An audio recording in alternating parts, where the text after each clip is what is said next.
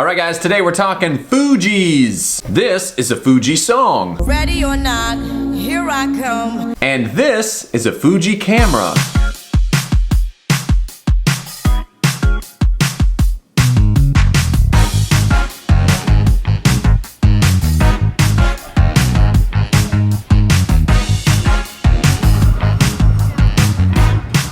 Hey guys, what's going on? Today I'm talking about this.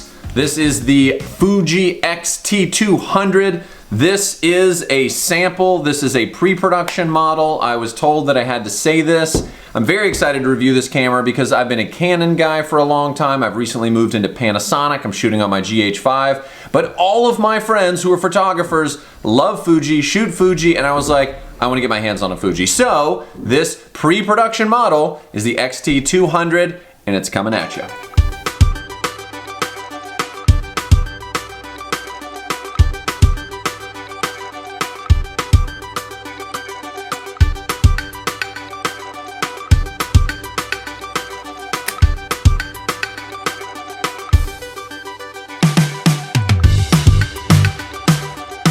So I took this thing out of the box, and at the very beginning I felt, this feels kind of plasticky. Feels a little bit light, not quite the weight that I'm used to on a bigger, more robust camera. They have to use light materials because this is essentially an entry, not quite the entry model.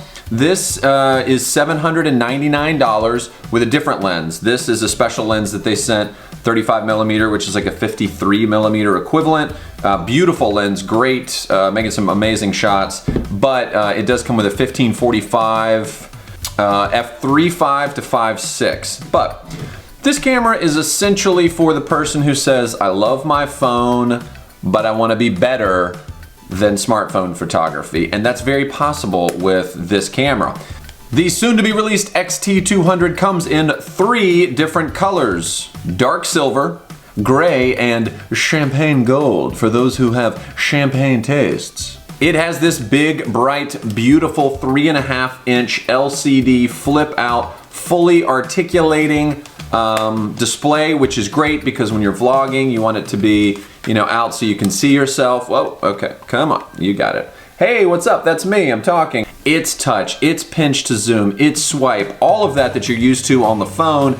Now they're bringing it to this great big screen back here, which is really helpful. It's also awesome for trying to get low shots on the street. You can flip out the lens and take pictures. If you're trying to do tall shots like this, like looking up, you don't want to just like kind of get under there. If you've ever had to sit on the ground for a shot, you know who you are. You can kind of eliminate that with this screen. To charge the battery, which comes out of this little door here, here's the battery, and the SD card goes right in there as well, so it's all kind of in one nice, easy place. But there's no battery charger. To charge it, you use a USB-C cord. There's a little port right here for that, and that's how you charge the battery.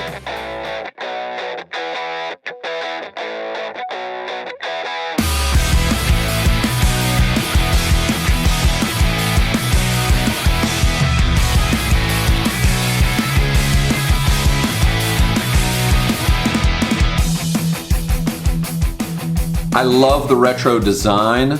Look at this. Just really nice, beautiful layout.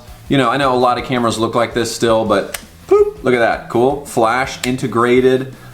I just kept looking at this for a while because I was like, it's just so neat how they put that together. Also on the outside, a couple control buttons. These are your different modes here. Your shutter priority, aperture priority, nighttime, sport, landscape, special, film, video, your advance.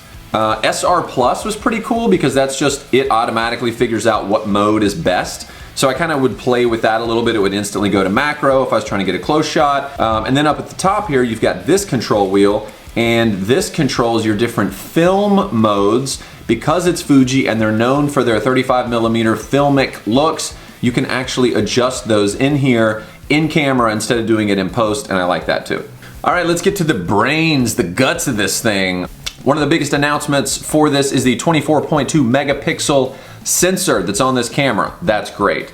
Also, finally, you can do 4K video at 30 frames a second, 2398, 24 for those film people out there. Lots of great video options with this. You can also shoot HDR video, which is just like an HDR photo where it takes essentially 2 images simultaneously, takes the best parts of those and meshes it together.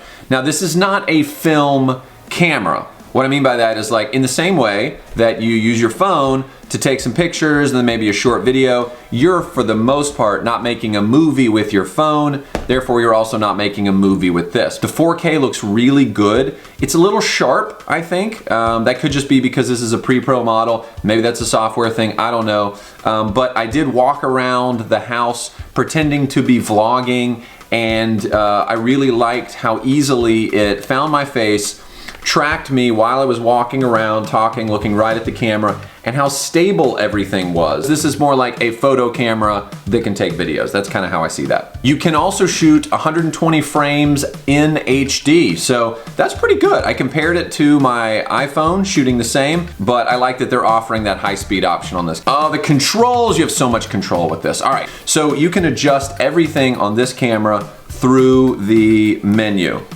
So what's great is there's a way to just pull up a quick menu, you hit a button, and then you can just hit a quick button. You can adjust everything from the size of what you're taking, your different film simulations is what they call them, your focus points, tones, the ISO. You can also tell the camera that you want it to auto ISO up to 1600, 3200.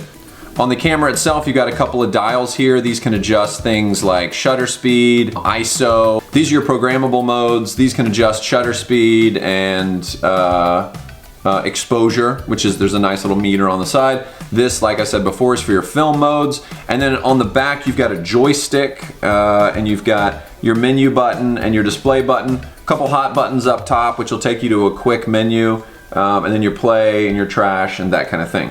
Now there is an app that connects with this as well. So talking about control, you can control getting your photos off of this camera onto your phone, edit there if you want, and then upload them. Obviously, every camera now has to have that, but it is a really nice feature. There's a whole lot of in-camera controls that you can do instead of doing stuff in post. There's a whole mode where you can have like toy camera and pop, and you can isolate certain colors, reds and greens and blues, all in camera. What's the overall take? All right, here's the deal. This is a great camera because of the value. Value is the major word, right? What you're gonna get out of it for that money. The fact that I could take this thing, throw it in my bag, I took it all around the city, is great. Now, does it beat the convenience of a phone? No, but if you wanna be better than your camera phone, this is a great alternative. Of course, this is a great lens too. It's a 35mm f2, so it's essentially a portrait lens with a 2.0 depth, which I really like. The amount of control that you have is great. The size, the weight, the price, those are all awesome. Things I wish the focus was faster. I wish it was weather sealed. I know that's like 3 levels of cameras up, but if I'm just wishing and it's my video, then I'm wishing. But overall, Fuji's done an amazing job going from the X-T200 that a lot of people thought, how do I go between that and the X-T30? This is a perfect right in the middle camera. If you're coming from your phone and you want to be better, this is a great answer for that. There you go, that's the Fuji X-T200, and thank you so much for watching this video. Subscribe if you get a chance. Would love for you to be following along as I'm reviewing new gear, especially travel-oriented gear. I'm doing bags and jackets and boots and all this kind of stuff. Follow me on Instagram. You should totally be following me on Instagram. And make sure you tell all your friends to have a good day. Yeah, that's what you should tell them.